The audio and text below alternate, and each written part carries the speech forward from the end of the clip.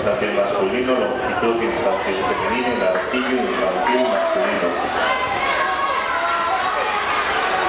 Resultados del martillo infantil femenino: primera Clara García del Valle del Nalón, 20-28, segunda Yeita García del Gaitero,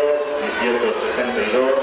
tercera Ángela Rodríguez de la Viana, 16-52, cuarta Nerea Espeso del Estadio, 16-15, quinta Ángela Quintanilla del Tijón Atletismo, 16-05,